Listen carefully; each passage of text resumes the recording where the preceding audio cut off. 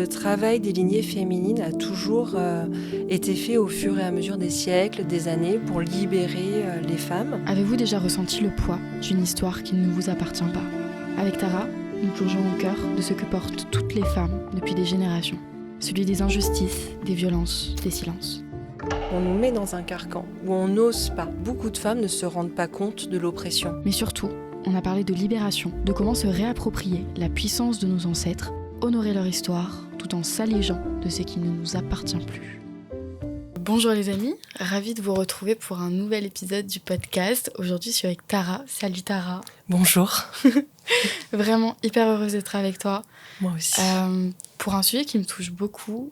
Et tout à l'heure, Raphaël qui est ici, on préparait un petit peu cet épisode. Je voulais vraiment parler du côté transgénérationnel, des choses qui se transmettent de génération en génération. Et il m'a soufflé l'idée de vraiment axer sur le côté, mais les femmes, qu'est-ce que vous portez ? Parce que c'est un peu le sujet, mais en tout cas mon sujet actuellement, d'essayer de comprendre en tant que femme avec quoi on arrive, avec quoi, qu'est-ce qu'on porte au-delà on est une entité, on est une personne et on porte toutes les choses et toutes les lignées. Et ça fait un gros poids qui est là et qui peut poser sur nos épaules. Donc mon intention avec toi aujourd'hui, c'est vraiment de comprendre tout ce qui ne nous appartient pas et qu'on a récupéré. Comment est-ce qu'on peut faire pour s'en libérer ? Prendre conscience de comment ça nous impacte dans notre vie, comment s'en libérer et aussi comment récupérer aussi le pouvoir et la puissance qui peut être associée à toutes ces lignées. Mais pour toutes les personnes qui connaissent pas ou qui sont peut-être pas familières avec cette notion de transgénérationnel, est-ce que tu pourrais peut-être un petit peu nous expliquer ce que c'est ? Et peut-être même avant, toi, qu'est-ce que t'évoque ce sujet de ce travail transgénérationnel, de la lignée des femmes, de tout ce qu'on porte ? Ce que ça m'évoque, alors il faut savoir que je ne connais pas une partie de mes ancêtres, mes grands-parents ou arrière-grands-parents, puisqu'une partie de ma famille, du côté chinois, vient d'un génocide. Donc je ne les connais pas. Moi, je connais juste ma grand-mère chinoise à La Réunion, et les autres femmes, je les connais pas. Et en même temps, ce qui avait été très frappant, c'est que je faisais toujours ces allers-retours entre l'Hexagone et La Réunion. Et ma mère m'a dit que j'avais des mimiques, des gestes de ma grand-mère chinoise alors que je ne vivais pas avec elle. Un peu comme si j'étais une sorte de modèle enfant de cette femme que je connais très mal puisque je ne vis pas avec elle. Et c'est quelque chose qui aujourd'hui perdure. Donc ma grand-mère chinoise était une petite femme chinoise. On n'a pas du tout la même ossature, elle a les cheveux très lisses contrairement à moi avec le métissage où j'ai les cheveux bouclés. Et mon voisin à La Réunion, il est un petit peu âgé aujourd'hui et des fois il me donne le nom de ma grand-mère, Madame Akan. Il m'appelle Madame Akan. Il m'a jamais appelé fondamentalement par mon prénom, mais c'est Madame Akan parce que je lui ressemble beaucoup. Dans les traits, dans la posture. Certainement dans la gestuelle ou dans la posture ou peut-être même, je dirais, la façon dont je le regarde. Et il se sent regardé comme ma grand-mère le regardait quand il était enfant et qu'elle le cachait dans l'arrière-boutique de la petite boutique chinoise pour lui donner à manger. Voilà, elle faisait des bonbons chinois, donc bonbons, c'est pas des bonbons, c'est des gâteaux. Elle faisait des gâteaux chinois dans la boutique et elle lui en donnait.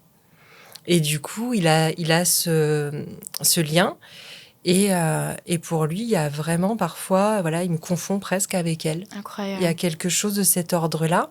Et dans le transgénérationnel, il y a très longtemps, j'ai exposé sur l'île de La Réunion mes photos.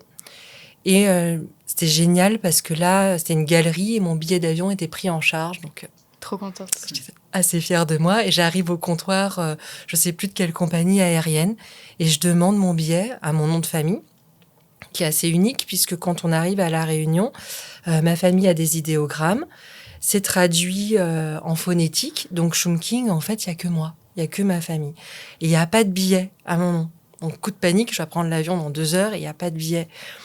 Et je ne sais pas pourquoi, je dis, est-ce que vous avez un billet au nom de Madame Akan sur l'enveloppe, en fait. Et elle me dit, si, ça fallait commencer par là. Et elle me donne une enveloppe écrit Madame Akan, A-H, plus loin, K-A-N-E. Et j'ouvre à l'intérieur, petit coup de panique, non, c'est vraiment écrit Chumking, en fait, le billet. Et j'ai jamais su comment le nom de ma grand-mère, qui n'était pas un nom officiel, est Se arrivé retrouver, sur ce billet peut-être 15 ou 20 ans après son décès.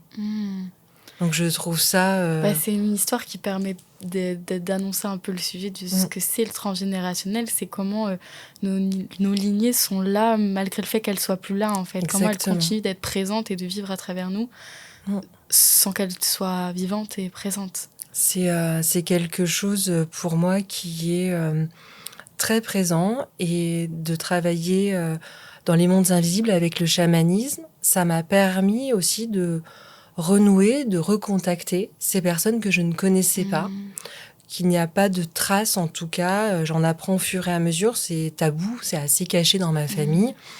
Et au fur et à mesure, voilà, je grignote des choses et je vois la première chose que j'ai fait quand j'ai fait du chamanisme, quand j'ai fait mon premier voyage au tambour, la première personne que j'ai vue, c'est ma grand-mère chinoise. C'est elle qui est venue quand j'étais en transe pour me guider. Et quelques mois avant, j'étais à La Réunion chez mon père. Et c'est vraiment, je pense, comme ça que s'expriment aussi les lignées. Je discutais avec mon père et il me propose Je trouve que sa voix est étrange, qu'il est bizarre. Et il me dit qu'il voudrait m'offrir un médaillon en jade de ma grand-mère. Je fais une courte pause dans votre écoute pour vous parler d'un service que nous proposons avec Raphaël, mon associé, qui est créateur de contenu, et ensemble, nous aidons les personnes qui ont envie d'avoir plus d'impact et de visibilité sur leurs réseaux sociaux à pouvoir le faire. Donc si jamais ça t'intéresse, si jamais tu as ce besoin par rapport à ton activité, par rapport à ce que tu crées, que tu en as marre de créer sans résultat, prends rendez-vous avec nous, c'est gratuit. Ensemble, on prend 1 heure, on analyse ton contenu, on analyse qui tu es, on te fait du retour, on te donne des conseils. Gratuitement ? Gratuitement. Parce qu'on est des gens gratuits. Prends rendez-vous dans le lien en description et je te laisse avec la suite de l'épisode. Et je lui dis bah non, parce que il y en a qu'un et c'est ta mère, donc je vais pas partir avec. Et il insiste, et je trouve que mon père est vraiment bizarre à ce moment-là. Ouais. Mais je le prends quand même et je rentre en hexagone à ce moment-là. Je le range, c'est très précieux pour moi, je fais très attention à ça.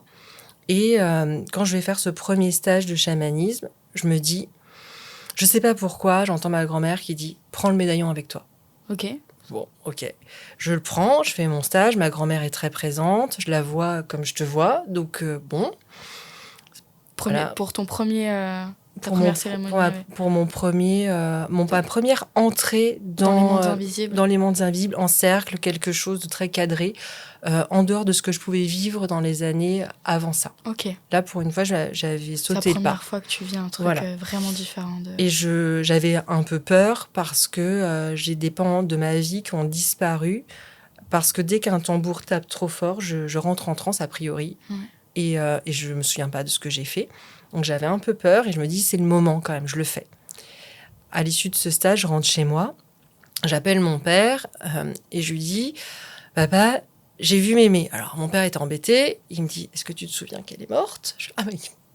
Je dis oui, tout à fait, parce que là il s'est dit ma fille, ça y est. Ouais, qu'est-ce qu'on va faire de toi ? Voilà, c'est vraiment. Puis avec tout le désespoir d'un père qui dit oh non, on va pas. Je lui ai déjà dit une fois qu'elle était morte, on va pas recommencer ce truc douloureux. Ouais. Et je lui dis mais non, ça je sais, mais je l'ai vu, c'était pas en rêve, mais presque. Et là il me répond ah bah alors si c'est que ça, il y a pas de quoi. Moi aussi je la vois tout le temps, en fait. Je la vois tout le temps en rêve, elle est hyper présente, donc pas de scoop. D'accord. Ok. Et je lui parle du médaillon. Et là, mon père me dit, on arrête tout de suite. Je te rappelle que ce médaillon est dans ma cuisine, dans le tiroir des couverts. Parce que mon père range les bijoux à des endroits inédits. Donc, dans le tiroir où il y a les couverts de cuisine, normalement, avec les cuillères, il y avait le médaillon. Donc, il pose son téléphone, il va voir, et il me dit, mais il n'est pas là. Et je lui dis, mais papa, puisque je te dis que c'est moi qui l'ai, il est même très exactement autour de mon cou. Ouais. Non, c'est pas possible. Grosse discussion. Et je lui dis, mais oui, tu te souviens pas, t'étais tout bizarre et tout ça. Et je suis pas bien non plus, parce que je me dis, s'il faut, je lui ai pris un truc quand il était pas bien. Il avait complètement oublié, tu vois. Pour lui, en fait, cette histoire, il n'avait aucun souvenir de me l'avoir donnée. D'accord. Et avec le recul, on a tous les deux eu cette espèce de consensus de se dire que quand il me parle à l'époque pour me donner le médaillon, c'est pas lui qui parle, c'est certainement ma grand-mère. Ouais. Et il se plie à ça. Donc il me dit, ok, c'est bon. Tu as le médaillon. Je fais, la prochaine fois que je viens, je te le ramène. Il fait, non, surtout pas. Ouais, C'est pour parce que toi. c'était pour toi. C'est pour toi et c'est comme ça. Donc en fait, là, c'est la première expérience qui t'a permis de connecter avec un des membres de ta lignée et te rends compte que ils étaient déjà encore présents, malgré le fait qu'ils soient plus là. C'est ça, mais de façon extrêmement consciente, pas de faits qu'on m'a rapportés ou de choses quand on est enfant où on voit effectivement dans les invisibles des choses. Là, j'ai la capacité intellectuelle de pouvoir décrypter le truc et en même temps de le vivre émotionnellement et de l'accueillir pleinement. Ouais. Donc on est sur deux choses. Il y a cette part d'inconscient qui arrive, mon émotionnel, mais aussi la capacité de pouvoir décoder ce qui se passe à ce moment-là. Et effectivement, à l'époque, on parlait pas forcément de transgénérationnel, mais c'est ça. C'est exactement ça. Qu'est-ce qui nous est transmis, qu'est-ce qui nous est proposé et offert, qu'on le veuille ou non, quelque part. Oui, parce que c'est de facto, à partir du moment où tu descends d'une lignée, tu chopes, tu embarques avec toi différentes choses, des traumatismes aussi bien que des pouvoirs ou des capacités. Exactement. Alors, je pense que des fois, on en est plus ou moins conscient. Dans mes croyances à moi, je pense qu'à des moments, avant l'incarnation, on souhaite libérer nos lignées de certaines choses. Mais quand on passe le voile de l'oubli, on peut oublier, ne pas être conscient de ça. C'est pas grave si on ne le réussit pas dans cette vie-là. Et des fois, on a à voir ces moments où les pièces du puzzle se mettent en place et c'est très lumineux. Et j'ai toujours senti une énorme connexion avec cette femme, qu'elle soit de son vivant et après sa mort, en fait. Indépendamment du fait que dans ma famille, certains disent qu'elle est déjà réincarnée. C'est pas ce qui m'intéresse le plus, c'est ce qu'elle m'a transmis, ce qu'elle m'a apporté. On parle souvent dans les lignées de poids aussi, de désespoir, de choses comme ça. Mais je regarde aussi les dons qu'elle m'a fait, les cadeaux, la protection qu'elle m'apporte. Et ça me paraît un juste retour à des moments de pouvoir lui proposer ce nettoyage. Parce que effectivement, les deux sont intriqués l'un avec l'autre. Ça me plairait beaucoup de parler du coup dans un premier temps de ces fameux poids que l'on peut porter, et notamment j'aimerais peut-être même plus mettre l'accent en tant que femme et sur les lignées de femmes. Toi, qu'est-ce que tu as pu détecter et ensuite comment est-ce qu'on peut nettoyer ça et leur rendre et récupérer les pouvoirs? Mais du coup, dans un premier temps, ce fameux poids, qu'est-ce que tu as pu voir dans l'invisible ou même dans les personnes qui revenaient, des choses peut-être récurrentes ou même peut-être est-ce qu'il y a une espèce de poids collectif, tu vois? Alors, je pense qu'effectivement, ça se situe à deux niveaux. Il y a le poids collectif qui, pendant très longtemps, fait qu'on ne voit pas. En fait, c'est totalement invisible et c'est quelque chose, pour moi, il y a un changement de paradigme qui se fait. Je t'avais évoqué ce qui se passe avec Bertrand Cantat et Marie Trintignant. À l'époque où les faits se passent, on est sur un crime passionnel. Les deux choses ne vont pas du tout ensemble. Pour quand ceux on qui n'ont aime, pas la référence, c'est quoi? C'est un crime passionnel? Alors, en fait, ce qui se passe, c'est que ces deux personnes sont connues du grand public français, puisque Marie Trintignant est une actrice très connue. Au niveau du cinéma, avec ses parents aussi, qui sont de la grande famille du cinéma, comme ils disent, et Bertrand Cantat, qui est un chanteur charismatique avec son groupe Noir Désir. Et les deux tombent amoureux, et franchement, bon, voilà, la vie. Sauf que lors d'un tournage à Vilnius, on apprend qu'elle a eu un accident, et elle meurt, et on apprend que cet accident a été prémédité. Pas prémédité, mais c'est Bertrand Cantat qui en est à l'origine. D'accord. Et donc, quelque part, on ne parle pas encore de féminicide, mais il a tué Marie Trintignant. Et on parle de crime passionnel, il s'aimait trop, donc tati-tatata. On va aller décortiquer de façon assez ignoble la vie de cette femme. Bertrand Cantat est très charismatique à l'époque. On parle de crime passionnel et non pas de ce que c'est en réalité. On n'a pas toutes les informations sur comment, en fait, elle a reçu des coups. On est sur une gifle et elle est mal tombée. Bon, pourquoi pas? Et dans l'inconscient collectif de beaucoup de journalistes, on en est là. Et des années après, peut-être 20 ans après, 15 ans après, cette histoire est redécortiquée. Et Marie Trintignant est un symbole des féminicides, en tout cas, Parce que c'est pas un crime passionnel, c'est un féminicide. Il a tué sa compagne pour des raisons qui lui appartiennent, mais c'est un meurtre quand même. Ouais. Et la façon dont aujourd'hui cette histoire est regardée, c'est plus le même prisme. Avant, on excusait presque l'homme en fait d'avoir tué sa compagne par ce débordement d'amour. Aujourd'hui, non, on remet les choses, on ne tue pas par amour, enfin c'est complètement délirant. On va rester sur ça. Et il faut savoir que sa femme, sa première femme, Christina Radi, s'est suicidée. Et aujourd'hui, cette affaire ressort parce qu'il y a toujours le prisme de Quentin et c'est meurtre par suicide interposé.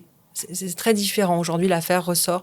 Donc, je pense qu'il y a ce prisme qui est très lourd, qui fait que beaucoup de femmes ne se rendent pas compte de l'oppression. Par exemple, tout le monde a rigolé sur le fait courir comme une fille. Mais n'y a-t-il pas des femmes qui courent extrêmement vite et extrêmement bien? Est-ce que ça pourrait pas être valorisant de dire « je cours comme une fille » Sous-entendu, je cours hyper bien et hyper vite comme une gazelle. C'était quelque chose, c'est pas joli de dire tu te bats comme une fille, ça voudrait presque dire que t'es pas fort, quoi. Oui, puis qu'on fait ça avec un côté complètement gnangnan, idiot, des gestes dans tous les sens. Et bref, il y a ce côté-là qui a un poids dans notre société. Il y a des métiers qui n'étaient pas proposés aux femmes. Ça a fait tout un tollé quand les femmes ont été dans le corps des pompiers, etc., alors qu'on se rend compte des bienfaits de leur présence. Bien sûr.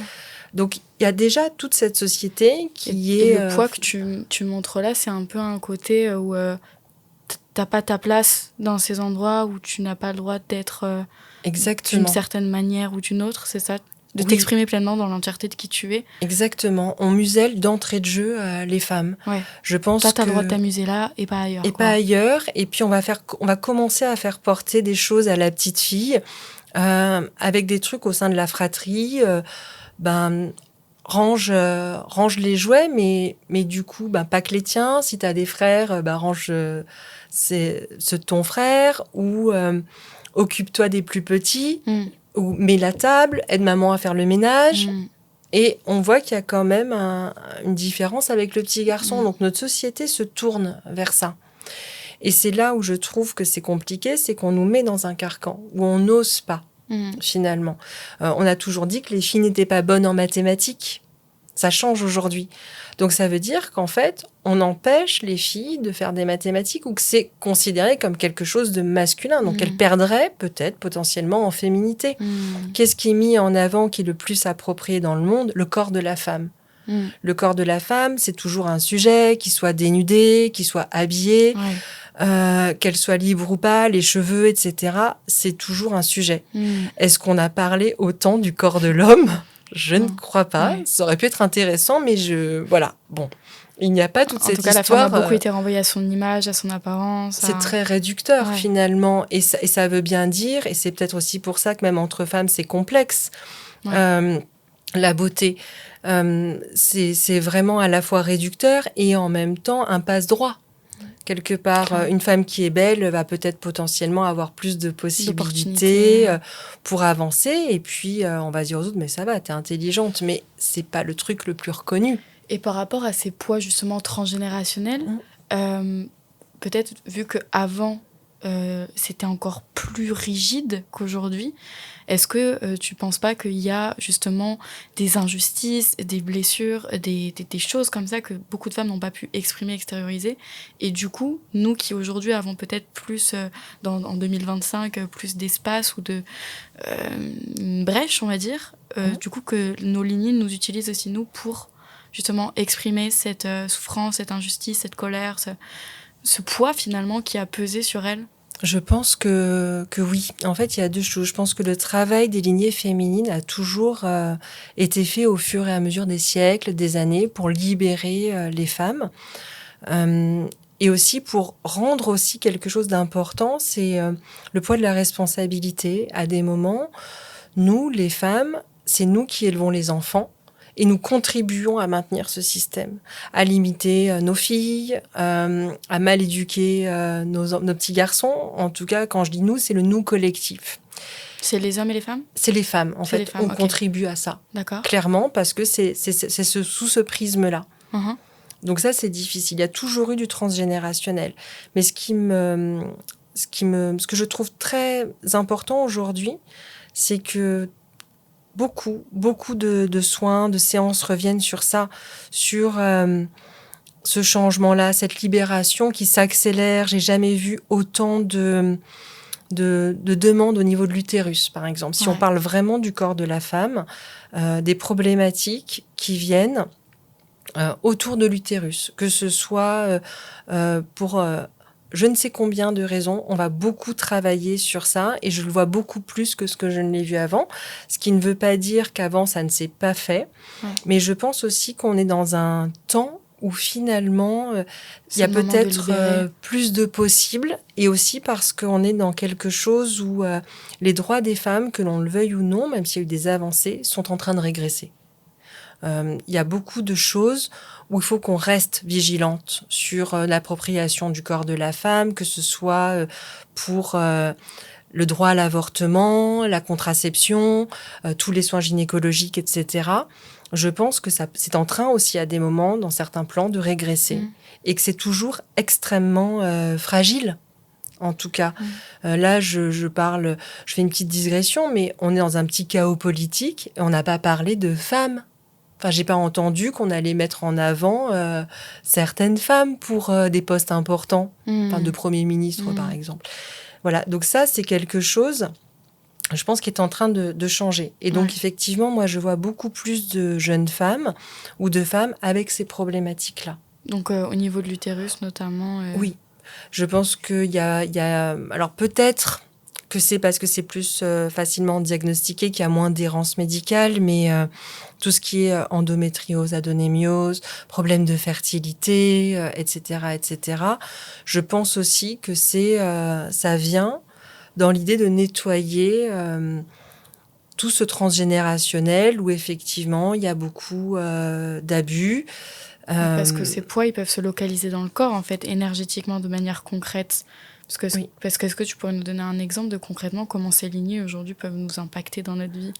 Par exemple, ça a été beaucoup vu pour des personnes qui travaillent vraiment sur le féminin, mais la naturopathie, etc., sur le poids que peut avoir dans le transgénérationnel la façon dont une femme est accueillie. Si on pense que ça va être une petite fille ou un petit garçon. Il y a ça. S'il y a eu des abus sexuels dans la lignée, on peut aller aussi sur des problèmes de fertilité, des problèmes au niveau simplement du corps. Je ne dis pas que ça explique tout et ce serait dangereux d'expliquer, d'avoir ce prisme très précis en disant si telle femme souffre de telle pathologie, elle a forcément ça ou ça ou ça. Potentiellement, et je pense qu'on peut se dire qu'on a tous et toutes dans nos lignées ce genre d'abus et de problématiques. Mais à des moments, ça se concrétise vraiment dans la matière, avec des maladies, avec un corps qui, étonnamment, ne peut pas accueillir la nidification, des choses comme ça, puisque l'endométriose, c'est ça, c'est aussi des problématiques pour la fertilité. Et je pense que ça peut aider, en tout cas, de nettoyer le transgénérationnel, que c'est peut-être aussi pour faire venir au monde des enfants sans ce poids-là. En tout cas, sans tout ce qui peut arriver, de sentir parfois un peu lourd, alors que dans la lignée, au départ, entre les parents, il n'y a rien, il n'y a pas d'inceste, il n'y a pas de choses lourdes. Mais quand on regarde, on peut très bien voir aussi dans les lignées les femmes qui ont dû abandonner leur enfant, les femmes qui ont eu des enfants hors mariage, comment ça se passe pour elles. Et la lenteur du droit pour faire reconnaître ces fameux enfants hors mariage, pour qu'ils aient droit à l'héritage, qu'ils aient droit à quelque chose, donc droit d'existence pour moi. Et du coup, c'est ça, c'est remettre des racines, c'est remettre aussi de la dignité et enlever la honte. Et de toutes ces souffrances et ces peines qui ont été accumulées en fait chez ces femmes-là et plus globalement dans ces lignées. Et toi, quand tu vas dans les mondes, dans les invisibles, comme tu aimes bien le dire, Qu'est-ce que tu vois? Qu'est-ce qu'ils disent justement ces lignées? Est-ce que tu sens qu'il y a un peu un message qui revient quand ils s'adressent à la personne qui est là? Oui, alors soit j'ai quelque chose qui va être relativement précis par rapport à la thématique de la personne. Et c'est un fait, il s'est passé ça, hop, et je vais avoir peut-être un ancêtre qui vient éclairer. Alors, dans une lignée en disant, ben, je vais te raconter ma vie. À l'époque, il s'est passé ça, je n'ai pas pu épouser l'homme que j'aimais secrètement, ou mon mari n'était pas super, ou etc., etc. Je vais avoir quelque chose de très précis. Précis. Et c'est pour moi, dans mon travail chamanique, c'est dans ces vies antérieures-là d'aller explorer, écouter. Je ne peux pas changer puisque ça s'est passé, mais je peux écouter, apporter de la paix et ramener ça aussi. Du coup, pour moi, c'est comme si le corps avait une compréhension de ce qui s'était passé et va pouvoir se relâcher pleinement et parfois avoir un processus de guérison. C'est intéressant parce que quand on parlait ensemble, quand on avait fait notre session, je sentais qu'il y avait vraiment un truc de l'ordre de l'expression, quoi. Oui. Comme si, pourquoi ce sujet des femmes-là? Parce que je crois qu'il y a eu beaucoup de femmes qui ont été muselées un petit peu, qui n'ont pas pu sortir, et que du coup, c'est à travers nous que toute cette colère et ce truc peut sortir. Ça passe, et il faut savoir que le chakra de la gorge ressemble beaucoup au chakra sacré. Si on regarde les cordes vocales et qu'on regarde la vulve, c'est la même chose. Okay. Donc il y a vraiment un lien entre la gorge et le chakra sacré. Il y a vraiment ce côté-là aussi qui s'exprime. Et c'est vrai que j'avais la gorge moi aussi très nouée. Je sentais que la parole n'était pas libérée et qu'il y avait besoin de laisser un espace dans les invisibles pour que chacun puisse s'exprimer et reprendre sa place. Ouais. On est vraiment dans l'ordre de la réparation. Dans les invisibles, moi, je le fais avec le chamanisme, mais je pense qu'il y a les constellations, je pense qu'il y a du travail transgénérationnel. Et parfois, tu parlais de pathologie. On peut développer une pathologie avec une explication hyper rationnelle. Donc, du coup, c'est pas sur l'utérus, mais j'ai eu ce qu'on appelle la pelade. Donc, j'ai mes cheveux. Alors, j'ai beaucoup de cheveux, ça ne se voyait pas. Et un jour, je me rends compte que j'ai un trou dans mon cuir chevelu. Et choc énorme. Je comprends pas ce qui se passe, etc. Rendez-vous chez un dermatologue qui m'explique rationnellement que c'est suite à un choc émotionnel profond. C'est comme ça que fonctionne la pelade. Et qu'elle ne sait pas si à terme, ça repoussera. Ouais. Et peut-être que je vais devenir totalement chauve. C'était super intéressant de savoir ça. Mais donc, j'étais pas super quand même. J'étais pas bien. Ouais. Et je me dis, ok, rationnellement, maintenant, j'ai compris ce qui s'est passé. Je peux accueillir mon traumatisme de la vie actuelle et prendre conscience que oui, j'ai vécu un choc énorme. Et que c'est ça, en fait, que mon corps m'a dit, là, c'est un peu beaucoup, en fait. Donc, pouf, tu perds tes cheveux. Ouais. Et en même temps, je me dis, bon, ça, je vais laisser la science faire, je vais laisser ma dermatologue faire, je vais essayer de redescendre. J'ai accueilli émotionnellement ce traumatisme, je peux faire un travail. Ouais. Mais je peux faire autre chose. Je suis partie, à l'époque, je travaillais, enfin, j'apprenais beaucoup en chamanisme. Et la chamane avec qui j'étais me dit, qu'est-ce que t'attends ? Prends ton tambour et va explorer cette voie. D'accord. Donc, je pars avec mon tambour et je me retrouve dans une vie antérieure. Une histoire qui n'a rien à voir, mais qui est aussi sur le choc émotionnel, où effectivement, la peur a fait perdre les cheveux de quelqu'un, qui n'était pas moi, mais plutôt comme un ennemi. Enfin, bref. Et à ce moment-là, on fait une réparation, parce que ce n'était pas l'intention. Ok. Et on fait tout un travail dans les invisibles. Je me sens plus en paix, j'ai écouté toutes les parties, etc. Et je me dis, voilà, au moins, ça, c'est fait. Et tu fais ta part, quoi. Voilà, ma part est faite. Et puis, avec ce côté où je lâche prise sur la guérison physique en tant que telle, puisque ça n'a rien à voir pour moi. Oui, c'est vraiment aller guérir l'émotion, en fait. Voilà. Et parce que le physique, c'est le résultat qui vient t'indiquer qu'il y a quelque chose à aller gérer Et puis, il y a quelque chose que j'ai appris avec le temps à faire une légère différence. C'est qu'effectivement, en tant qu'être humain, ce qu'on va toujours vouloir, que ce soit pour moi ou pour les personnes que j'accompagne, c'est que ces personnes-là guérissent à ma sauce. C'est-à-dire, s'il y a une maladie, je veux plus qu'il y ait la maladie. Je veux que les personnes soient en pleine santé, que ce soit mentale ou physique. Ouais. Hier, c'était la journée de la santé mentale. Donc, évidemment, que j'ai envie que les gens ne souffrent plus de ce genre de choses ou ne soient plus blessés ou malades, évidemment. Mais dans les invisibles, ça se passe pas comme ça. En fait, ça se passe pas du tout comme ça. C'est comment ça se passait tant que en fait ils n'ont pas été vus, reconnus, écoutés d'une certaine manière, ça reviendra. Pas forcément. Peut-être qu'en fait le chemin de la personne, c'était d'écouter sa maladie jusqu'au bout et qu'en fait c'était juste ça. C'était pas de guérir, c'était d'entendre ça et de le comprendre pour pouvoir partir en paix, puisque ça libère. Ce qui est très très loin de ce que moi je veux dans la réalité, puisque je veux que la personne guérisse. Mais la personne a guéri d'une certaine façon. Okay. Donc, quand même, au bout de 3 jours, je décide de regarder mon crâne, parce que quand même, mais j'osais pas trop. Et en fait, ce que je vois, c'est que j'ai un petit duvet. Donc ça avait reposé. En fait, ça avait commencé après le soin, puisque j'ai 3-4 millimètres. Et depuis, mes cheveux ont repoussé.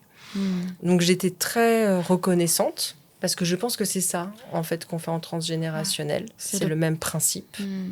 Mais qu'il y a des choses...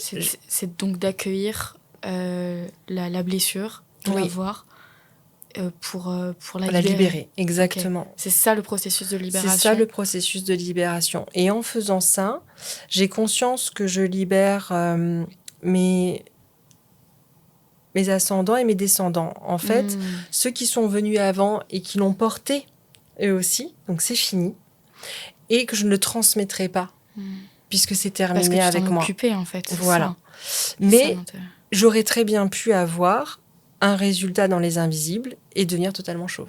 Ouais.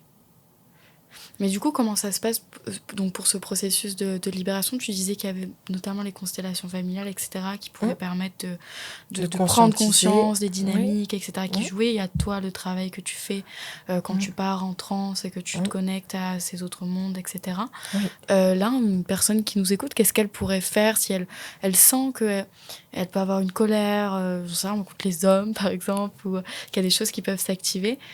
Comment est-ce qu'elle peut faire de son côté aussi pour se libérer sans être obligée de rentrer en transe? En transe, alors il y a plusieurs choses. Je pense que c'est pour ça aussi que dans la pratique du chamanisme, on ne peut plus être que des tradipraticiens. Il faut aussi avoir une connaissance de la psychopathologie, de l'humain en général, parce qu'il y a des choses dans ce que la personne vient déposer qui ne lui appartiennent pas parce que c'est sociétal. C'est comme si, en fait, tout s'était aligné pour qu'à ce moment-là, hop, cette chose-là puisse émerger. Elle n'aurait pas pu émerger il y a 5 ans, pour X raison. Elle émerge là maintenant parce que quelque part, les étoiles s'alignent. C'est le moment pour que ça sorte. C'est le moment où peut-être elle sera plus à même d'accueillir ça. Où justement, elle pourra faire quelque chose. Et c'est aussi le moment de décharger, de dire, ben voilà, il y a ce qui se passe, qu'on a dit au niveau des femmes aujourd'hui, qui change. On n'a plus... Il y a eu #MeToo, il y a des choses dont on ne veut plus. Ouais. Mais il faut aussi construire un nouveau monde, et ça, on ne sait pas encore faire, parce que c'est peut-être pas encore le moment. Là, c'est un moment d'écoute, d'accueil, de conscience. Je pense que je proposerais à cette personne de se décharger aussi du poids de la société, de faire un travail déjà sur son système nerveux pour que ça redescende, parce que ça me paraît très important. Si c'est quelqu'un qui aime la médecine de la parole, ça peut être très beau d'aller voir quelqu'un dédié à ça, un sophrologue, un psychologue, etc., pour creuser ça. Certains vont faire de la généalogie pour aller explorer leur lignée, poser des questions. Pour toi, y a pas, c'est global, en fait. C'est à partir du moment où je vais travailler sur mon individualité, forcément, ça va venir en résonance avec un passé transgénérationnel et une dynamique collective. Pas forcément du transgénérationnel, mais où ça peut être du karma de la vie actuelle qu'on porte, parce qu'il y a plusieurs choses. Il y a le karma de la vie actuelle, avec les lignées, etc. Donc là, on va dans le transgénérationnel. Mais Je pense que quand on travaille sur soi, on œuvre aussi pleinement pour le collectif. Parce que c'est quelque chose qu'on envoie comme une vibration, une onde sur les autres femmes. Ces prises de conscience-là, cette possibilité-là. Et si on aime la parole, il y a de très jolis cercles de parole de femmes. Sans être chez un thérapeute, il y a les cercles de parole, il y a le parcours des 13 mères originales de Jamie Sams, qui permet à des femmes, à toutes les nouvelles lunes, de se réunir avec une mère qui va guider ce chemin de 13 mères, mais aussi qui va les amener dans l'introspection. C'est une proposition, l'introspection aussi, de savoir se regarder en toute sécurité. Et puis après, pour libérer, je pense que la personne peut choisir ce qui lui semble le plus lui convenir, donc du chamanisme, de la constellation. Pour certains, c'est un petit peu trop barré, donc on peut le faire avec des huiles essentielles aussi, pour en olfaction, pour s'adresser au cerveau limbique. On peut faire des tonnes de choses. Mais c'est aussi ce que j'aime, c'est cette construction de conscience, à la fois émotionnelle mais intellectuelle.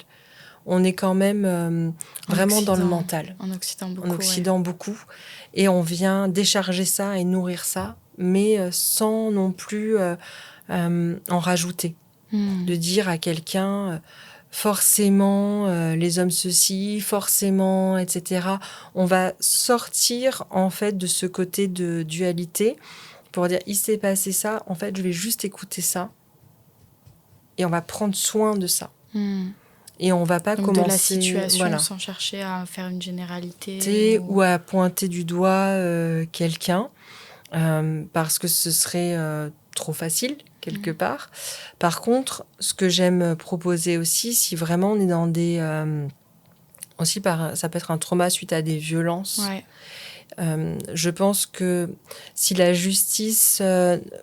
qu'on connaît ne peut pas le faire, il y a la justice restaurative qui est encore autre chose qu'on peut proposer aux personnes, qui est un autre système très intéressant de la justice. Mais je pense aussi que pour changer d'état, il s'est passé ça, je suis traumatisée ou je suis en colère, il se passe quelque chose, il faut savoir se placer peut-être dans là où on est, victime de quelque chose, pour pouvoir en sortir. Mais d'abord, il faut rentrer, se laisser glisser, sans se dire j'ai pas envie d'être une victime. Qui a envie d'être une victime? Personne. C'est très clair. Mais c'est pas tomber dans l'auto-victimisation non plus, mais c'est juste accepter cet état pour pouvoir le transmuter. C'est un état passager, parce qu'il faut pouvoir accepter cette blessure pour se dire maintenant que j'ai entendu que ça me faisait mal et que j'étais mal, et je peux sortir de ça. Et c'est ça aussi, après, je c'est pense. un travail très émotionnel finalement aussi. Complètement. Après, parce que ça peut réveiller une colère, ça peut réveiller une injustice et un côté très... tu vois... Oui, très belliqueux sur certaines choses. Et puis ça peut... Une fois qu'on a écouté la colère, que tout le monde pense parfois être négative, qu'est-ce qu'elle vient dire, cette énergie? Il y a une limite. Il y a la limite. Et puis, il y a aussi une énergie formidable à l'intérieur de la colère. C'est de se dire, maintenant qu'en fait, je me débarrasse de ça, je vais garder cette énergie-là pour peut-être être plus à l'écoute, plus militante, plus dire les choses. Amorcer un changement. Un changement. Je pense qu'en tant que thérapeute holistique, c'est important d'écouter, mais c'est important aussi de prévenir les femmes. De leur dire, si j'accompagne une personne pendant sa grossesse, de lui rappeler ses droits. Je le fais pas parce que je pense que tout le monde est horrible. Je pense que c'est une information qui lui sera nécessaire à un moment précis pour pouvoir justement éviter tout traumatisme, abus, etc. Et je pense que cette information-là, je parle vraiment du carme de la grossesse, je pense que la personne avec qui elle traverse ce moment, son compagnon, doit être aussi au courant pour prendre le relais, parce que j'ai envie que cette femme se dise, dans un monde où peut-être les hommes... il y a des violences gynécologiques, mais aussi faites par des femmes. J'ai besoin que mon compagnon soit au courant et qu'il lui aussi puisse mettre son veto et dire stop. D'ailleurs, ça peut être l'occasion de parler un petit peu de la dynamique homme-femme par rapport à tout ce qu'on a évoqué au transgénérationnel, aux blessures collectives. Mais si je fais un rapide résumé, tu vois, de tout ce qu'on a dit par rapport au transgénérationnel, donc on a compris que ça se transmettait, donc on a récupéré de nos lignées certaines blessures qui pouvaient se matérialiser soit par des des charges émotionnelles Oui. qui sont presque insensées, ou des maladies, des symptômes physiques, etc. Des comportements étranges, où on ressemble parfois vraiment à la personne, où on peut avoir des choses qui sont inexpliquées, par exemple, mais qui, sur le coup, tu vas pas te dire dans ta vie quotidienne, c'est un handicap. Par exemple, je préfère parler de moi, comme ça c'est plus cohérent. Pendant des années, je n'ai jamais pu mettre un clou dans un mur chez moi. C'était impossible. Donc, il ne peut pas y avoir rien au mur, puisque je ne peux pas planter de clous. Et en même temps, j'avais des appartements escamotables en 5 minutes. C'est-à-dire que je peux emballer toutes mes affaires et partir en moins de 5 minutes. Donc, il n'y a pas de meubles, il n'y a rien. En fait, je peux laisser mon clic-clac et partir. Et quand même, je me disais, c'est pas qu'une question d'être étudiante et de pas avoir de sous. Ça va au-delà de ça. Parce que quand plus tard, c'était un peu plus stable et que mon compagnon a voulu planter des clous dans un mur, j'étais là, mais t'es un grand malade. Personne ne plante de clous dans un mur. Respirons. On se calme. On se calme, on laisse ce mur. Je n'aime pas ce qui se passe. Voilà. Il ne passe pas un bon moment. Et à un moment, moment, c'était quand même très handicapant. Mais c'est rigolo quand même. Eh bien, j'ai appris par un autre chaman que j'étais venue consulter que dans mes lignées, dans mes ancêtres, il y a des nomades, des personnes qui ne vont jamais, dans leur façon de faire, mettre de clous dans un mur parce que ça ne se fait pas, qui vont utiliser les croisées de leur construction pour poser ces choses-là, que tout est démontable en très peu de temps et qu'effectivement, il y a ce côté pouvoir il y a partir ce côté, en 5 minutes. Voilà. Et après, le côté partir en 5 minutes vient d'autres traumatismes et peut-être du génocide de ma famille, etc. Mais c'est intéressant parce que je peux pas réparer ça.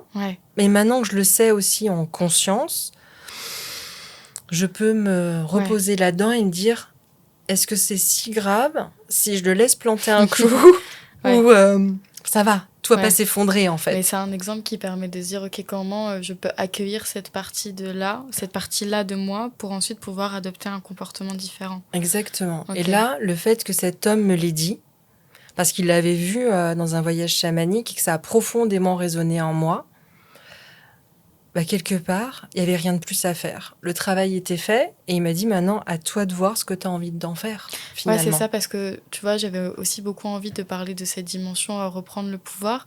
Et j'ai l'impression que ce fameux pouvoir, notamment, il vient dans le choix. Exactement. Il vient dans le choix et dans plus, je ne subis plus les comportements qui m'ont précédé et qui viennent peut-être des fois de blessures, d'injustice, de hargne. Mais je peux décider de, ok, je sais que j'ai ça qui existe en moi, je le vois.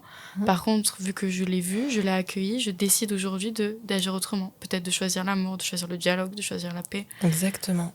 C'est quand on est averti, quand on sait, on a quelque chose de bien plus puissant. C'est qu'on reprend nos racines, on s'ancre profondément. Et là, on peut faire le choix. Donc, ça reste toujours un peu compliqué pour moi, ces histoires de clous dans les murs. Soyons bien d'accord. Je n'aime pas trop ça. Voilà, c'est quelque chose... Bon, je m'adapte. Mais ce n'est plus un crime de faire ça. C'est envisageable, on peut le faire. On a des étagères maintenant. Voilà. Bien. Voilà, on a pu faire quelque chose. Mais en même temps, c'est un travail qui se construit. On n'a pas besoin de tonnes de choses. Par contre, moi, ce qui m'a semblé important, c'est de remercier mes lignées, mes ancêtres, de venir, en fait, m'offrir toutes ces informations qui sont pour moi... Alors, je précise que c'est pas pour tout le monde dans la fratrie. Hein. Mon frère, il s'en fiche. Hein. Je pense qu'il plante des clous. Ça va très bien pour lui. Oui. Voilà, ça m'a impacté moi. Mais en le libérant, s'il y avait un petit truc qui était collé pour lui, c'est fini. Les cousins, cousines, c'est fini. Mon fils et les autres enfants, c'est fini. Ouais, mais voilà. C'est anecdotique de comment, quand toi, tu processes ça, finalement, ça impacte aussi tout l'écosystème familial. Voilà. Et donc de libérer ça. Et en même temps, j'accepte que ce sera un sujet plus sensible pour moi. Complètement. Et j'ai conscience que cette idée de pas forcément vouloir s'installer, de vouloir tout ranger en 5 minutes, au cas où. Ça et que dans ce au cas où dans ma tête, c'était on va tous mourir. Bah oui. Et que finalement, ça va bien se passer. Ouais. Je peux relâcher ça, même si... Oui, parce voilà. que ça vient d'un truc, ça peut paraître anecdotique, un clou dans un mur, mais en fait, pour toi, ça rappelait une histoire familiale et un passé où c'était une question de vie ou de mort. Et je pense que peut-être aussi, dans ces poids-là, qui peuvent être intenses, il doit y avoir aussi beaucoup de choses mais c'était une question de vie ou de mort aussi. C'est pour ça que la charge, elle est passée... Elle était à la fois symbolique, puisque c'est comme ça qu'on faisait traditionnellement là, avec ces peuples-là. Et je pense que, au-delà du nomadisme qui fait qu'on se déplace, chez moi était profondément en plus ancré le fait qu'il y a des génocides, que dans ma famille, que ce soit avant ou encore plus loin, il y a eu des personnes qui sont mortes.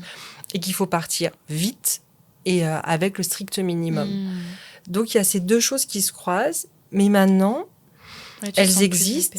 Je sais que ça va être encore épidermique pour certaines choses, mais je peux vivre en paix. Et c'est ce que je propose dans le transgénérationnel. Donc peut-être que ça ne va pas soigner 100% une endométriose, mais peut-être qu'on va calmer une inflammation à l'intérieur, qu'on va accueillir d'autres choses.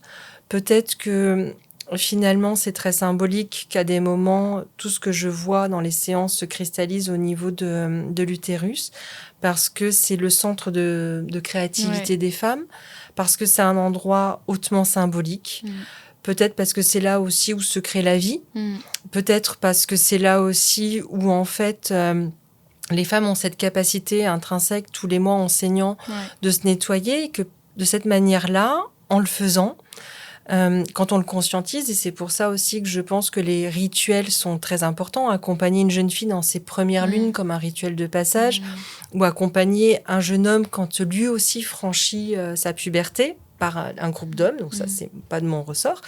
Mais en tout cas, c'est important parce que si on conscientise ça, que on a aussi cette capacité à nettoyer notre corps, mais aussi nos émotions et ces choses-là, et qu'on est les seuls à pouvoir le faire.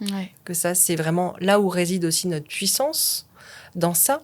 Le fait de prendre conscience que nous, les femmes, on parlait de reliance, nous sommes toutes reliées. C'est-à-dire que c'est ce phénomène extraordinaire à un moment où quand les femmes sont ensemble, elles ont leur lune ensemble. Ouais, ça régule.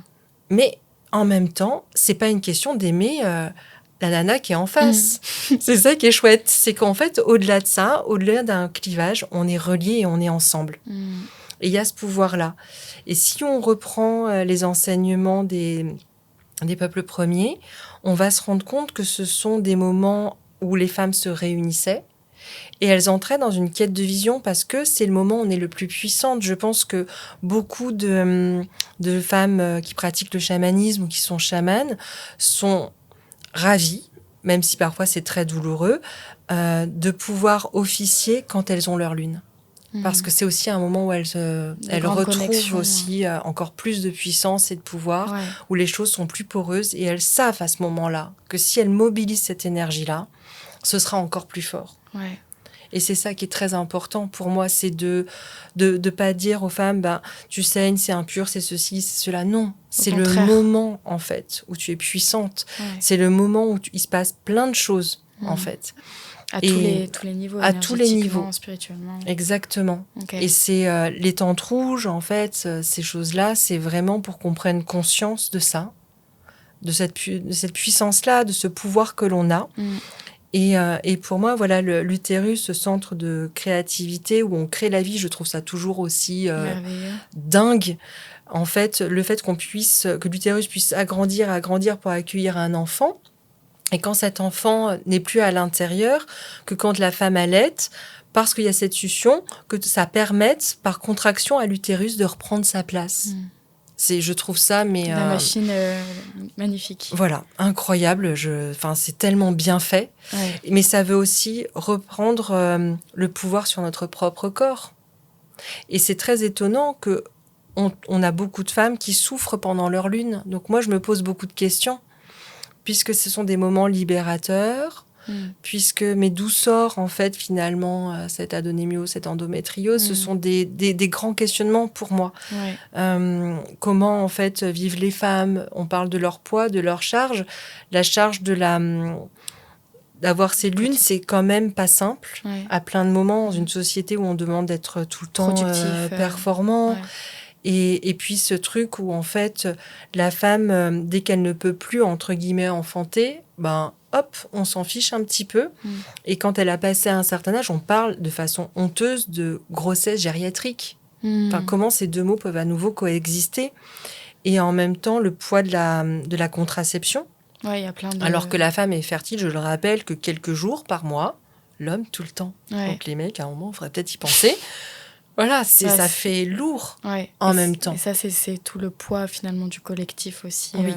Et du coup, c'est des questions qui méritent d'être posées aussi selon toi pour recréer un équilibre et une harmonie. Oui. Et du coup, comment récupérer aussi la puissance de ses ancêtres, de ses lignées, comment se reconnecter à ça? Eh bien, quand on a nettoyé, en fait, à un moment, la nature a horreur du vide. Donc, il va falloir aussi réensemencer ça. Ouais. Alors, qu'est-ce qu'on fait ? Comment on reprend son pouvoir ? Je pense qu'aujourd'hui, dans le collectif, il y a beaucoup d'informations qui circulent. On peut comprendre comment le système fonctionne. On peut comprendre ce que c'est le gaslighting, qu'il soit social, dans le couple, etc. Plus on a de connaissances, en fait, sur ces choses-là, plus on peut reprendre son pouvoir. Il y a aussi les cercles de femmes qui permettent ça. Ouais. Et il y a aussi, à des moments, des temps très, très beaux d'écoute. Le plus connu, c'est celui qui va arriver à la fin du mois avec le 1er novembre. C'est pour l'hémisphère nord, c'est Samhain. Et l'hémisphère sud, c'est Beltane. Ce sont des fêtes sur le cycle de la roue de médecine. Okay. Et en fait, on se rend compte que dans le monde entier, à cette période-là, on célèbre les morts. D'accord. Ouais. Donc c'est aussi un moment pour se souvenir et pour accueillir, comme on est allé libérer, la puissance de notre lignée aussi. Voilà, on va accueillir ça, cette puissance-là. Et en fait, généralement, il n'y a pas de séparation. Quand on a nettoyé, ce qui vient après ce temps de paix, c'est que parfois, il y a une femme qui dit « moi, j'ai ça à apporter, j'ai envie de le dire, j'ai envie de le proposer ». Et elle va venir comme chuchoter à l'oreille de la personne que j'accompagne pour que plus ou moins consciemment et dans la matière, les choses se mettent. C'est aussi de prendre conscience et d'avoir un changement d'attitude, de faire attention à ce qu'on fait. Parce que ce n'est pas parce qu'on a réparé dans les invisibles qu'on doit rien faire dans la vie actuelle. Parce que ça, on reviendrait à ces fameuses injonctions que j'estime déplacées. Tout est juste, etc., etc. Non, implique-toi, fais quelque chose. Là, je suis la maman d'un petit garçon, donc mon rôle à moi, c'est de l'élever différemment, d'inventer autre chose, de laisser énormément de place aussi à son père, pour qu'il puisse avoir ce que moi je ne peux pas apporter, puisque j'apporte ce que j'ai à apporter, des choses de maman, de femme. Mais j'ai besoin aussi qu'en face, j'ai un compagnon qui puisse prendre pleinement son rôle de père sans que je l'en empêche. Et ça commence dès le début. Et du coup, le fait de réparer justement toutes ces blessures féminines, parce que c'est le féminin qui a pu être aussi beaucoup blessé, ça peut permettre justement un rééquilibrage, de retrouver cet amour en fait pour ces parts-là, et de mieux accueillir aussi l'autre, j'imagine, et l'autre sexe aussi dans ce qu'il a apporté, plus le voir comme un bourreau, mais plutôt comme un compagnon de route, quoi. Comme un compagnon de route, et puis pour rester toujours, chacun fait ce qu'il peut avec ce qu'il a. Ouais. Et parfois, on se rend compte qu'on a des prises de conscience, qu'on avance, et que peut-être parfois certains hommes n'ont pas eu ces prises de conscience et n'ont pas eu la possibilité d'avancer. Mais si on ne leur ouvre pas cette fameuse porte, ça n'est pas possible. Je pense qu'aujourd'hui, on est encore dans des temps où les femmes ont besoin de se déposer en sécurité. Je pense aussi que les femmes ont besoin de créer quelque chose de vrai au niveau de la sororité, pas quelque chose de factice comme moi je l'ai beaucoup vu, vraiment quelque chose de soror finalement, parce que quand on arrivera enfin entre nous à être soror, on pourra rentrer dans la delphité. On n'aura plus besoin d'être plus fort, etc. Parce qu'on sera libéré de ce carcan-là. Et on aura aussi récupéré dans notre pouvoir cette possibilité de prendre nos responsabilités, de dire à toutes les femmes aujourd'hui qui sont libérées de ces poids-là, eh bien, j'élève ma fille différemment, je lui donne des billes pour que justement elle puisse agir encore différemment, qu'elle puisse être plus libre que je ne le suis. Oui, il y a vraiment cette dynamique de arrêter la machine, mais là on met sur pause la machine, on regarde ce qui s'est passé en arrière, j'efface un peu tout ce qui va pas et je réécris quelque chose de nouveau. Exactement. Et finalement, de génération en génération. Sans après. stigmatiser les hommes, parce que je suis convaincue qu'il y a des hommes vraiment chouettes, vraiment bons, qui sont bien embêtés par tout ça et qui savent se positionner. Voilà, qui savent pas quoi faire, et c'est compliqué. Et qu'est-ce qu'on peut leur dire à ces hommes-là ? Qu'est-ce que vous pouvez faire, messieurs ? On peut leur dire de prendre conscience de tout ça. Les aime. Oui, qu'on les accueille dans ce qu'ils sont, qu'on a conscience que eux aussi souffrent du patriarcat et aussi des femmes, parce que quand on nettoie les lignées féminines, parfois on a des hommes qui viennent parce qu'ils ont été victimes d'un féminin toxique, parce qu'ils en ont souffert en fait. Et que du coup, en ayant souffert de ce féminin toxique, eux aussi ne savent plus comment se positionner par rapport aux femmes. Et ça, c'est hyper violent. Donc, quand les femmes auront accepté qu'elles sont aussi responsables, pas de tout, j'ai pas dit qu'il fallait non plus se flageller, mais qu'elles ont envie de faire autrement, eh bien, ça changera. Peut-être que finalement, courir comme une fille, ce sera vraiment chouette et perçu comme quelque chose d'extraordinaire, où il y aura des petits garçons qui diront « Ouais, j'aurais bien aimé courir comme une fille sur ce coup-là. » Mais ces nettoyages de lignées, je pense que ça impacte. Il y a beaucoup de femmes qui sont venues là pour dire, et que ce n'est pas encore effectivement autant des hommes de se dire féministes, mais d'être comme des supports, des soutiens fervents, parce qu'on a besoin d'eux. Et c'est ça, pour moi, le plus important. Ouais, et peut-être aussi cette volonté d'être dans l'amour et de faire ce qu'il y a de mieux pour soi et aussi pour l'humanité, quoi. Complètement, d'être vraiment dans cette idée d'ouverture, de se respecter dans ses choix, mais aussi, quand je dis se respecter, ça ne veut pas dire être égoïste. Hein. C'est vraiment, là, aujourd'hui, je peux faire ça, là, je peux pas. Et d'accueillir qu'en face, la personne ne puisse pas en être là. Et que ce n'est pas parce qu'elle ne peut pas que c'est une mauvaise personne. Et on rentre plus dans des chemins de dualité, en fait, à ce moment-là. On peut beaucoup plus accueillir et se rendre compte à quel point notre cœur peut s'ouvrir et être, et que ne pas demander à quelqu'un des choses qu'il n'est pas capable de faire, arrêter de faire ça, c'est aussi rentrer sur un chemin de paix et d'amour, de dire ça, t'es pas capable, je vais arrêter de te demander de le faire, parce que pour l'instant, tu n'es pas capable. C'est peut-être générationnel. Je pense, par exemple, à des personnes plus âgées comme mon père, où j'ai bien conscience que... Voilà. Oui, c'est arrêter d'attendre un changement extérieur qu'on ne peut pas maîtriser. C'est ça. De mettre, quelque part, c'est redéposer son pouvoir en l'autre. Ouais. J'attends que tu changes pour changer. Non, je change toute seule. Ouais, c'est pas grave, je fais ce que j'attends pas. Je fais ce que j'ai à faire. Et je le fais du mieux que je peux. Et si je me trompe demain parce que j'ai eu des propos qui sont durs à entendre, qui peuvent avoir l'air avec un petit côté misandre, etc., je peux aussi m'en excuser. Et aussi, c'est l'engagement, en tant que femme, d'élever son enfant, que ce soit une fille ou un garçon, différemment de ce qu'on a vécu. Ouais. On se plantera toujours, mais en même temps, on a cette volonté de changement. Bien sûr. Je ne vais pas élever mon fils comme mon frère a été élevé. Hors de question. Et ainsi de suite. Et ainsi de suite, il fera la même chose, il se plaindra de ses parents. C'est ça, il ira en thérapie. Ce sera très bien aussi. Donc voilà, okay. c'est ça, je pense, le chemin de l'écoute et de la paix. Ouais. Et d'avancer soi-même, de faire le travail. Exactement. Et aussi de peut-être faire preuve de beaucoup d'amour, en fait, aussi envers soi. C'est ça, de la douceur. Je pense qu'on a besoin d'être doux avec soi. Et dans la voie que j'ai choisie du chamanisme, c'est ce que j'ai envie de proposer, d'avoir une anamnèse peut-être plus contemporaine, avec des techniques de tradipraticienne. Et en même temps, d'être focus sur ce qui se passe dans notre monde, parce que si je ne comprends pas notre monde, comment puis-je apporter une grille de lecture ou de guérison à quiconque, si j'étais trop déconnectée.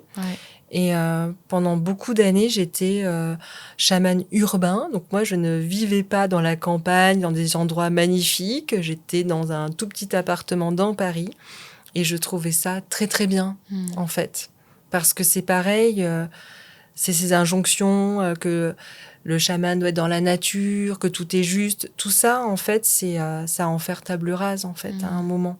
Et après, tu travailles quand même beaucoup avec les esprits de la nature. Exactement. J'ai pas besoin d'être hors de la nature pour ne pas avoir la nature à l'intérieur de moi. Ouais.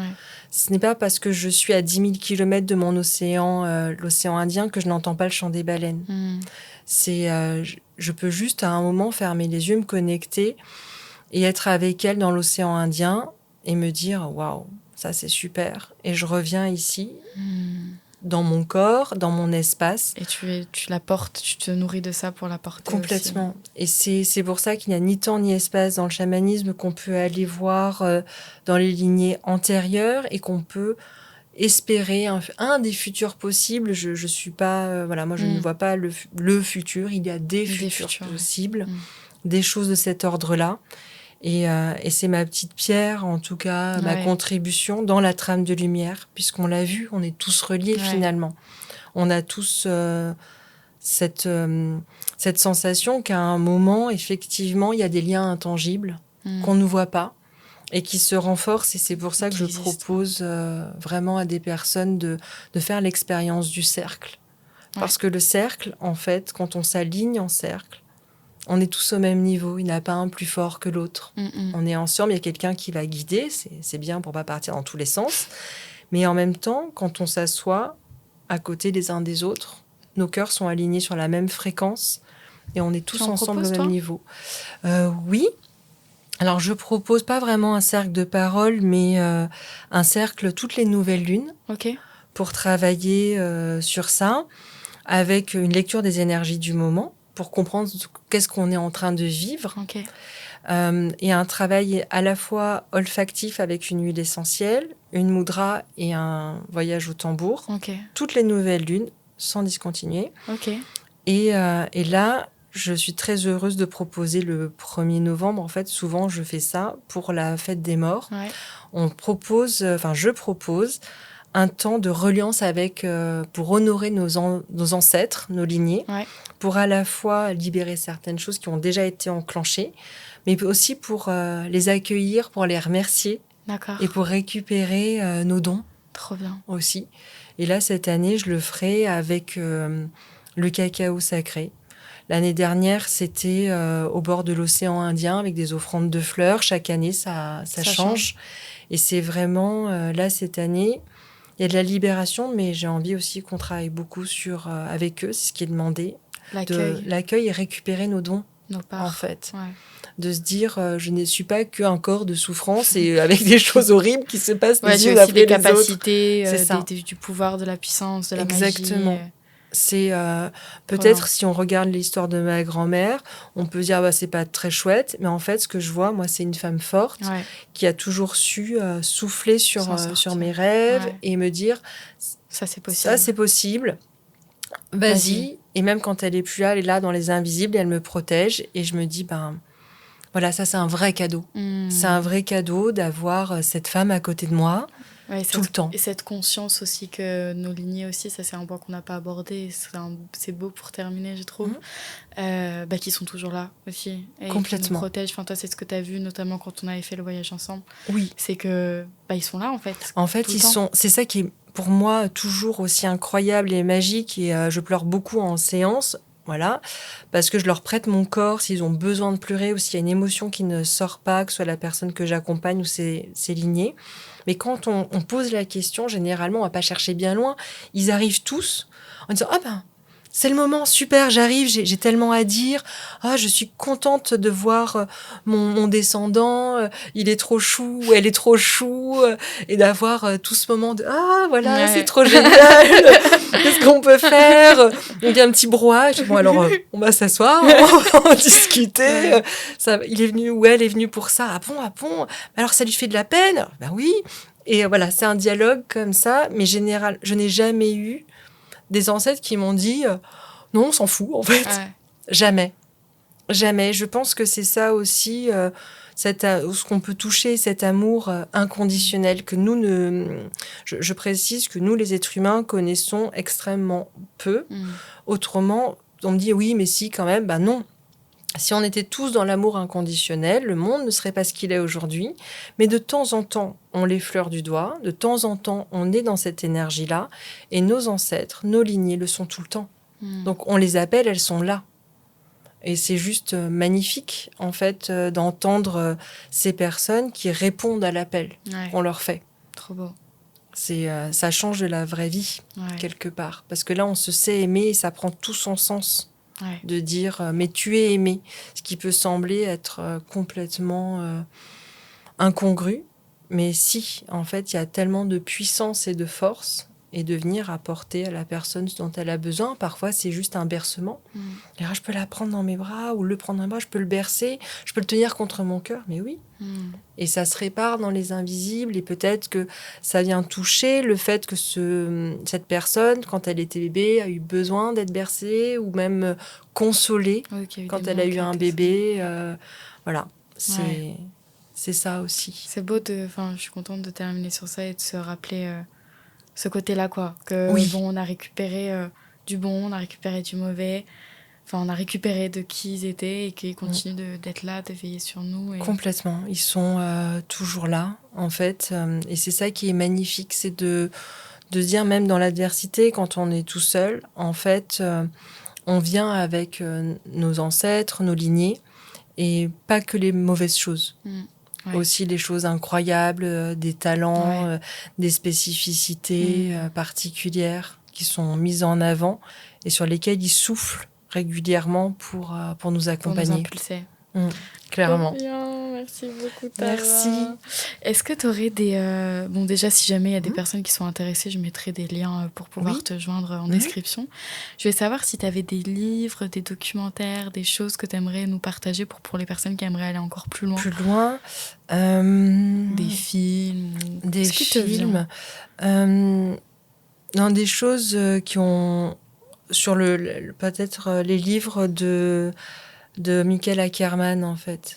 Comment il s'appelle ? Je sais plus. Enfin, ça, je peux le retrouver. C'est un monsieur qui a beaucoup écrit sur le chamanisme, qui a fondé la FFS, la Fédération française de chamanisme, mais qui est américain. Donc, il était anthropologue à la base. Et il a dû dévier un petit peu de son truc parce qu'il a commencé à pratiquer le chamanisme. Donc, je trouve que certains de ses livres sont très intéressants à ce niveau-là. Pour ceux qui aiment les choses, alors c'est tout aussi profond, mais qui ont envie de rêver un peu, je pense qu'ils peuvent lire tous les livres de Corinne Sombrin, Un monde plus grand. Qui a un film d'ailleurs aussi. Oui, avec Cécile de France. Je pense que du coup, ceux qui ont vu le film savent que la co-autrice, c'est Claire Barré, qui est elle-même chamane, et qui peuvent lire ses livres aussi, parce que c'est très intéressant. Elle fait des cercles aussi sur Paris. Donc ça, c'est des livres vraiment pour nourrir des petites choses comme ça. Il y a aussi ce livre sur Cette blessure ne m'appartient pas ou quelque chose comme ça. Là, on est plus dans les constellations. Pour ceux qui ont vu la série Le chemin de l'Olivier. Parce qu'il a été réédité, celui-là. Et donc, c'est très intéressant pour comprendre les constellations familiales. pour le comprendre. Ah, il y a le bal des folles aussi qui était hyper intéressant. On a plein de ressources. Voilà, le bal des folles, c'est très intéressant. C'est sur l'hystérie, soi-disant l'hystérie des femmes. D'accord. Et ça, c'est super. Et c'est en même temps la remise en question de ce que dit Freud sur le fait que Freud, en fait, il parle des hystériques, donc de l'utérus. Aujourd'hui, on a changé de mot, c'est l'histrionisme. Et comment c'est facile de se débarrasser de sa femme si on pense qu'elle a un petit truc. Folle, quoi. Et il y avait ce film avec des Américaines qui était super aussi, je retrouverai. On enferme des femmes justement dans un asile parce que à un moment elles dérangent et on voit bien qu'aujourd'hui, il y a beaucoup de choses qui sont. C'est pour ça que ça parle pour moi sur le transgénérationnel. Sur le transgénérationnel et la charge des femmes. C'est que par exemple un postpartum où il y a la fameuse dépression du postpartum, elles pouvaient se retrouver en HP. Et ne plus jamais sortir. Voilà. C'est un postpartum, je veux dire, c'est pas facile, c'est une chute hormonale, tout le monde ne le vit pas super. C'est aussi simple que ça.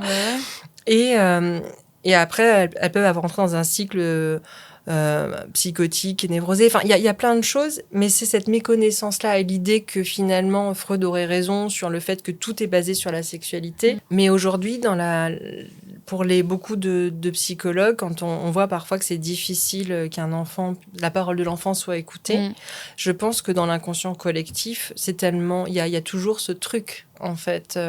Ouais. Voilà. J'ai une dernière question que j'aimerais te poser. Dis-moi. Je vais te demander pour toi, Tara, c'est quoi une terre happy ?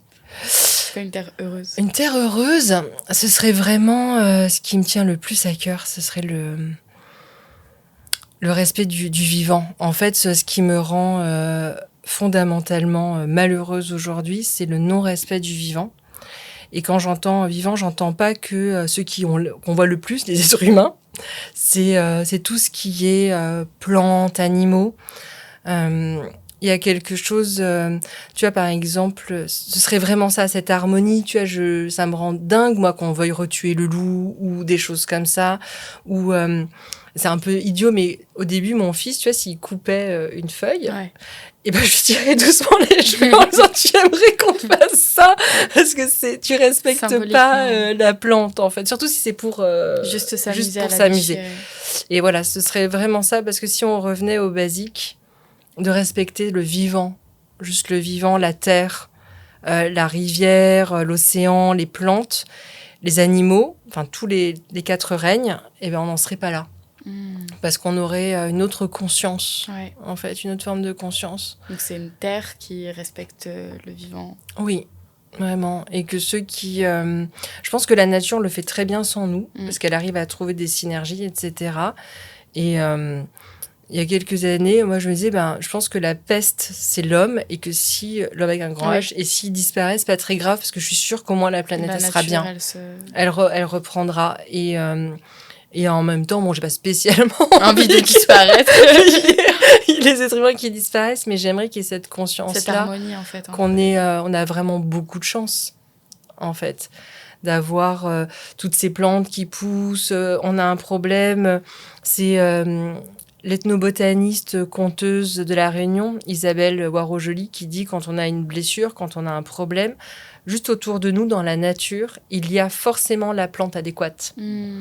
Et elle propose des balades botaniques et parfois, on fait juste 4 pas. Et effectivement, il y a 10 plantes qu'on ne connaissait pas, qu'on n'avait pas vues, qui nous soignent. Et je pense que ce serait ça pour moi. Tu vois, vraiment revenir à ça et surtout, ce qui me peine, c'est... tu vois, à La Réunion, on a beaucoup de baleines. Ouais. Et c'est vraiment, à des moments, on dit, est-ce que tu as envie d'aller les voir ? Tu vois ? Alors, parfois, tu les vois très bien de la terre. Hein. Ça marche très bien. Et la vraie question, parce que mon fils m'avait demandé aussi, et vraiment, c'était un déchirement, parce que moi, je pense que d'aller en bateau à la recherche, je me sens comme quelqu'un qui agresse. Ça me met très mal à l'aise. On l'a quand même fait avec un bateau qui... je pense qu'on aurait mieux fait de rester sur la berge parce qu'on était tellement respectueux, on était tellement loin de la baleine qu'en fait, je suis pas sûre que ça serve à grand-chose d'être sur l'eau. Mais j'ai beaucoup aimé pour ça. Voilà. Et ce que j'aime pas, c'est toutes ces personnes qui détournent, en fait, surtout la baleine, de dire que c'est une rencontre spirituelle avec cet animal. Et qui ont proposé des plongées, des approches très, très proches. Il y a des sommes indécentes. Parce que là, on est vraiment dans l'indécence. Pour moi, c'est qu'une catégorie de personnes qui peut faire ça. Accès à ça. Oui, parce que... voilà, c'est du 200 et quelques. Enfin, voilà, tout le monde peut pas faire ça. Enfin, je veux dire. Et puis, c'est pas respectueux. Et c'est des personnes très donneuses de leçons et à mon goût. Et notamment une personne qui après a dit, comme ils ont eu des problèmes, les baleines ont été très mal cette année à La Réunion à cause de ces intrusions. Il y en a partout. Parce que c'est un nouveau tourisme, tu vois. Donc, moi, ça me rend... Et puis que c'est un animal quand même très... Enfin, j'ai eu plusieurs copines qui ont pu voir aussi des baleines et apparemment, ça dégage quand même une énergie de dingo, quoi. C'est de vraiment dingue. Et quand tu es relié à elles, tu sais, quand la saison va commencer, en fait, des fois, tu dis... Je crois qu'elles sont arrivées, alors personne ne les a vues. Et il y a l'Observatoire des baleines, Globis, et parfois tu regardes sur leur Facebook et ils te disent on a cru en apercevoir une. Et toi, tu n'as rien vu du tout, mais tu sais dans ton cœur qu'elles sont en train d'arriver. Et c'est pour ça qu'en fait, ça suffit peut-être. Toi, tu n'as pas besoin d'aller voir la baleine, de te coller contre son œil pour faire c'est moi l'humain, parce qu'elle t'a déjà parlé, en fait. Elle t'a déjà envoyé un signal. Et là, donc, ces personnes ont décidé de moins faire parce qu'il y a eu des gros problèmes avec les baleines, la souffrance. Donc Et c'est remettre du respect, en fait, aussi voilà. pour toi sur le vivant. Sur le vivant, parce que je trouve qu'on respecte pas. Tu vois ce qu'on voit parfois sur les réseaux d'horribles, là, les gens qui chevauchent qui font n'importe quoi. C'est, voilà, le vivant, le sauvage, ça se respecte. Et puis si tu vas dans un endroit que t'en vois pas, bah, c'est pas très grave, en fait. C'est absolument pas grave. C'est un peu comme le mec qui va cueillir des champignons, il revient sans champignons, c'est pas très très grave. Il aura fait une belle balade en forêt, tu vois. Ouais. Ce sera déjà beaucoup. Ouais, et tu seras connecté à l'énergie de la nature. Exactement. Trop bien. Donc une thérapie, c'est une terre où on respecte le vivant. Ouais, complètement. Sans le vivant, sans les plantes, sans tout ça. Tu sais, on disait que le corps de la femme, il est magnifique, dans le sens où il accueille la vie, puis il reprend sa forme. Ben, les plantes, elles font ça. Tu vois, la baleine, elle va gérer le carbone. Et même quand elle est plus là, que c'est juste sa carcasse, elle va faire encore la même chose. Et elle va permettre que toi et moi, on respire.